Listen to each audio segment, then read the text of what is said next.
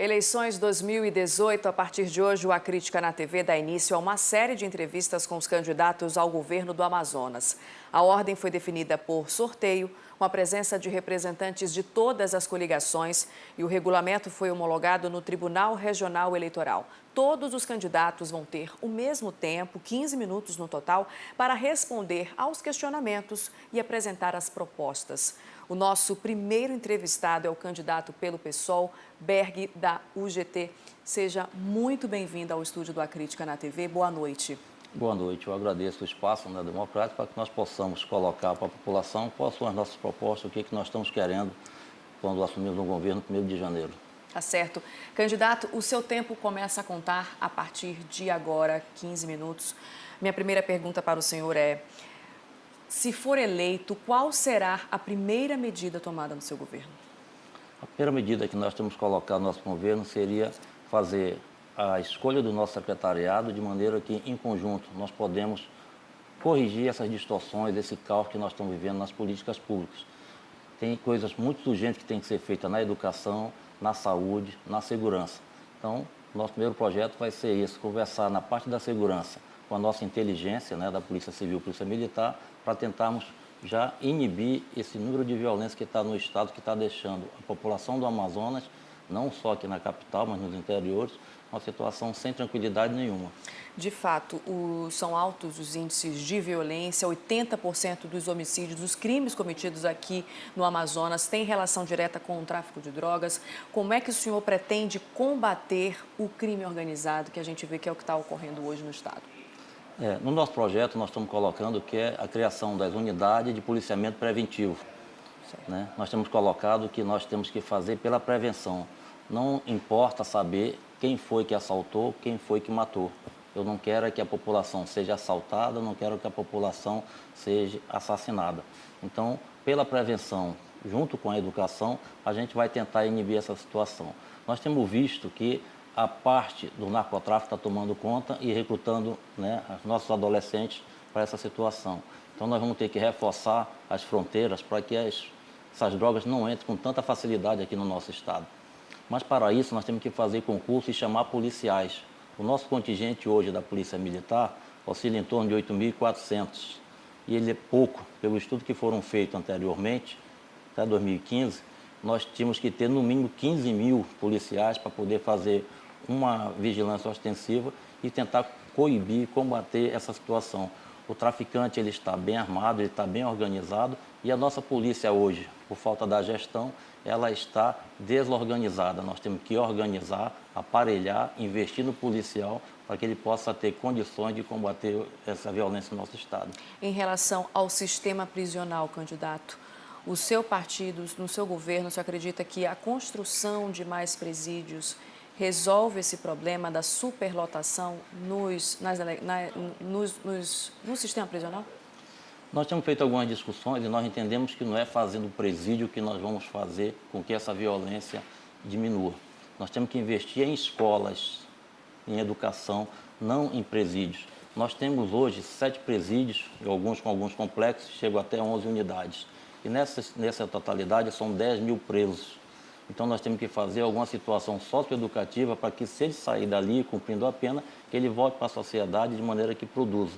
Mas no nosso projeto também, dentro do presídio, aquelas que não são muito perigosos, que eles têm que trabalhar, eles têm que produzir para se sustentar também. Ou vai fazer uma horta, ou vai fazer um curso profissionalizante lá dentro, para que ele, quando sair de lá, ele tenha uma condição de ser socializado. Nós entendemos que não é colocando as pessoas presas que nós vamos fazer com que a nossa violência diminua, até porque nós temos visto que quem está lá dentro, às vezes, está comandando e está fazendo as coisas acontecerem aqui fora, um matando o outro, deixando total insegurança. O nosso projeto é investir em educação. A gente acompanhando nas reportagens, já fazendo as coberturas aí do que tem ocorrido, crise no sistema prisional, problema na segurança pública, e muito se fala em equipar as polícias, mas também há tentáculos, principalmente em relação ao crime organizado, no judiciário. Como combater isso, candidato? Nós não podemos deixar de fora o judiciário, Nós temos que fazer uma parceria com o Ministério Público de maneiras que nós possamos ver, porque o que nós temos visto é que tem pessoas ali dentro que já deveriam estar fora porque já cumpriram a sua pena e continuam ali. Tem pessoas que nós temos verificado também que, pelo crime que foi cometido, ainda não tiveram nem os inquéritos, entendeu, concluídos. Coisas que você, então, por lei, já deveriam sair. Mas não é só botar essa situação como a gente está colocando com a Secretaria de Justiça. Tem um pessoal do SEAP, que é a secretaria que cuida exclusivamente das pessoas que estão nos presídios, que já tem há 20 anos aproximadamente que não tem concurso. São 6 agentes, em média, para atender esse complexo quando tem o plantão. Então, nós temos que investir, sim, nas pessoas. Mas nós temos visto que nós temos que investir no policial, mas fazendo com que ele tenha um salário digno, que ele tenha vontade de fazer, que ele tenha revigorado, que ele seja motivado para que a gente consiga, em conjunto, resolver esse problema. Nós temos dito que não precisamos trazer ou gastar 5 milhões trazendo alguém de fora para ensinar a nossa polícia aqui. Até porque veio um só cidadão e ele está usando a nossa cúpula, fazendo reuniões com a cúpula da Polícia Militar, que é daqui, né, para poder resolver o problema. Então, não precisava trazer de ninguém, que ele já está usando o equipamento humano que nós temos aqui. Então, com a nossa inteligência, a gente tem plena certeza que a gente consegue acabar com isso. Mas como? Valorizando o policial militar também. Então, tá certo. Vamos mudar um pouco de assunto, falar de geração de emprego e renda. O Brasil vive um momento muito delicado, milhões de desempregados, o Amazonas também. Como o senhor vai pretender trabalhar para gerar emprego e renda no Amazonas num momento tão delicado, uma crise tanto política e econômica que o Brasil está enfrentando? Nós temos visto, e a gente também tem feito as discussões, ouvindo as pessoas, o que está acontecendo hoje é que parece que todo mundo só se volta para o polo industrial de Manaus. O PIN ele é importante, ele tem a sua importância, ele tem uma vida já garantida, né? Então, mas nosso projeto é investir na micro e pequena empresa, porque esse sim é que faz a geração de emprego aqui no estado. Como esse você sim vai fazer faz gerar a economia, fazendo com que eles tenham acesso ao crédito. Tá? As nossas agências de fomento, como a FEAM, ela tem que estar facilitada, desburocratizada, para que essas micro e pequenas empresas elas sejam ajudadas também pelo SEBRAE, né, com os órgãos para que possam fazer que as pessoas tenham o seu empreendedorismo bem elevado e com acesso ao crédito. Se cada microempresário desse, pequeno empresário, conseguir contratar 4 ou 5 pessoas, e são muitos, a gente consegue diminuir. Nós sabemos que tem quase 15 milhões de pessoas empregadas no Brasil como um todo.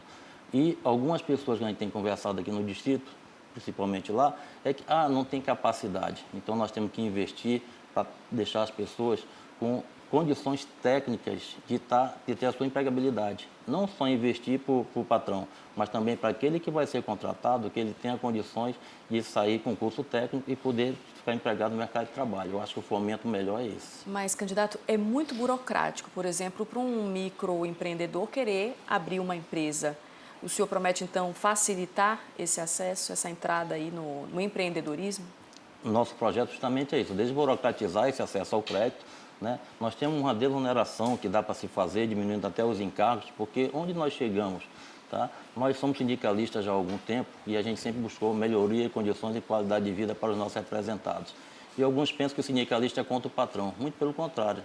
Porque o empregado não vive sem o patrão e o patrão não vive sem o empregado. A gente vai tentar fazer com que essa harmonia ela faça com que chegue na ponta, ou seja, que ele contrate pessoas, que ele tenha os incentivos e o que a gente puder diminuir de impostos, com toda certeza nós vamos desonerar a folha deles. O senhor acredita que a reforma trabalhista vai de encontro a essas ideias, a essas propostas?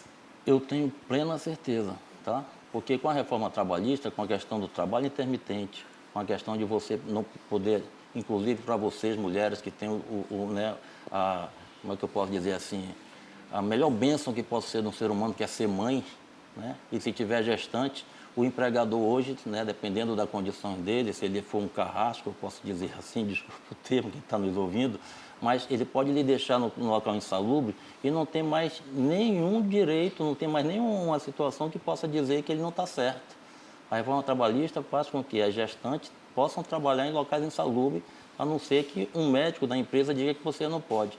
Aí todo mundo sabe que o médico da empresa ele atende o que os patrões mandam, né? E a reforma trabalhista, como eu falei anteriormente, ela é do nosso também com o trabalho intermitente.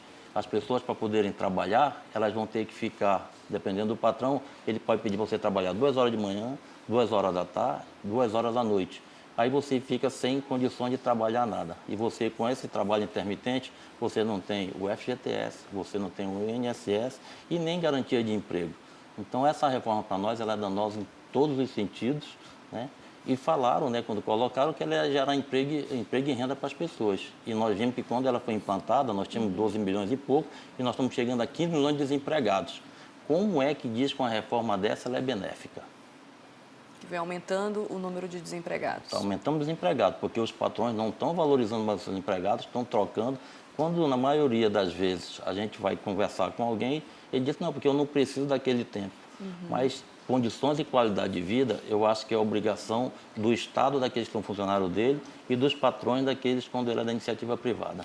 Outro problema no Amazonas que se arrasta aí, que se arrasta há muito tempo e ninguém encontra uma solução é a questão da saúde, hospitais sucateados, pessoas na fila para fazer cirurgia, não tem acesso a um transplante, por exemplo. Como resolver isso no seu governo, candidato? O nosso governo, nós estamos colocando que, para resolver primeiramente isso, fazer concurso para que nós possamos contratar as pessoas para poder suprir essa demanda reprimida que nós temos aí. Segundo, nós estamos colocando construções de hospitais. As cidades que estão, por média, mais de 80 mil habitantes, como é o caso de Parintins, Itacoatiara e Manacapuru, teriam os hospitais de média e alta complexidade para atender todo aquele pessoal que vem dos municípios mais próximos. Quem vem do Baixo Amazonas ficaria em Itacoatiara e Parintins. Quem vem aqui do Rio Negro e Solimões ficaria em Manacapuru. E nós estamos colocando também que Manaus está precisando de um hospital dessas situações lá na Zona Oeste, para desafogar a Zona Norte e a Zona Leste. Então, esses hospitais, eles desafogam as pessoas, aqueles que estão nas filas, nas macas.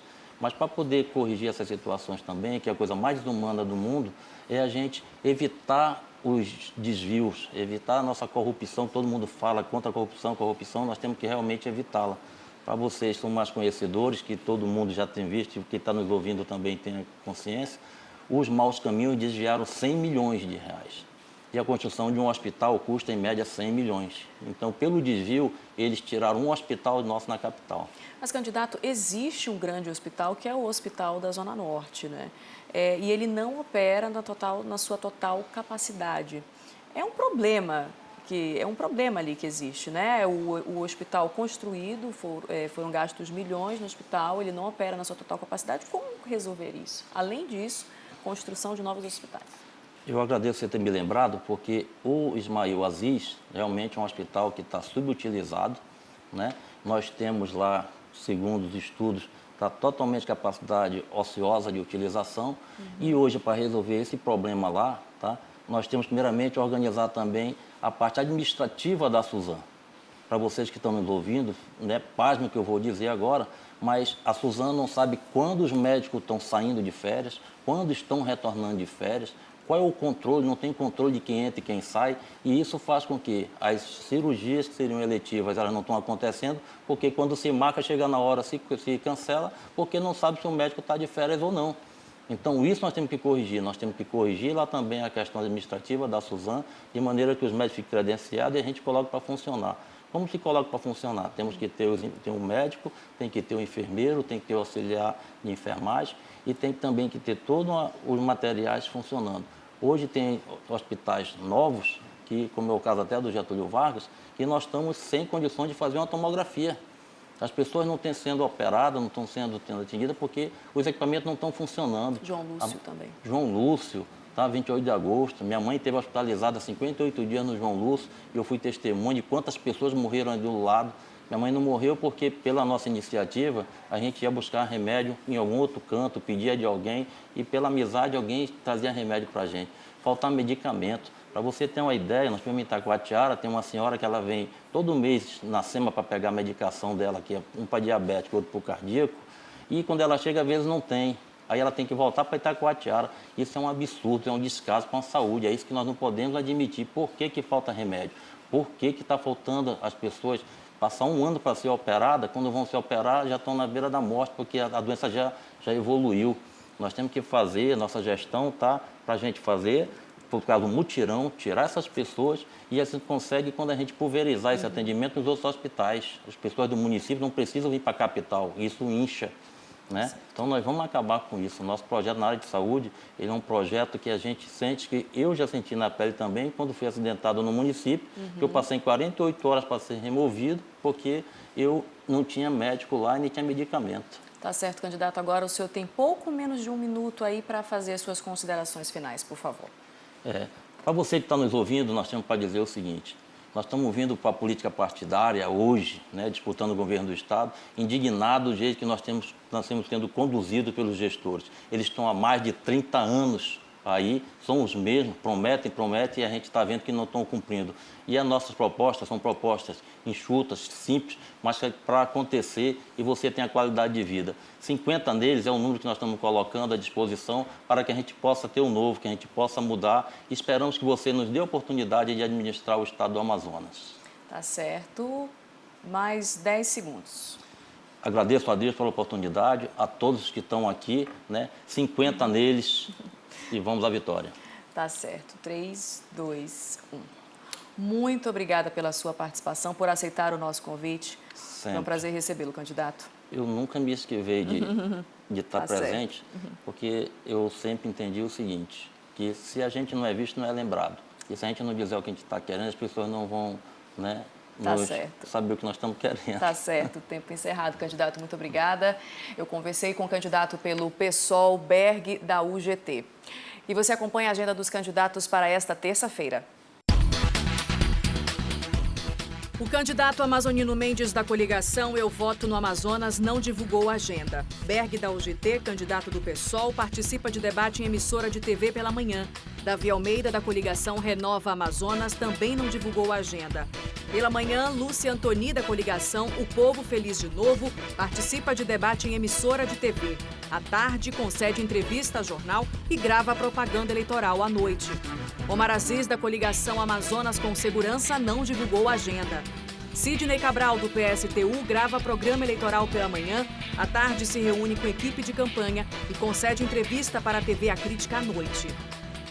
Wilson Lima, da coligação Transformação por um Novo Amazonas, participa de debate em emissora de TV pela manhã. À noite, se reúne com moradores nos bairros Compensa, Alvorada e Dom Pedro.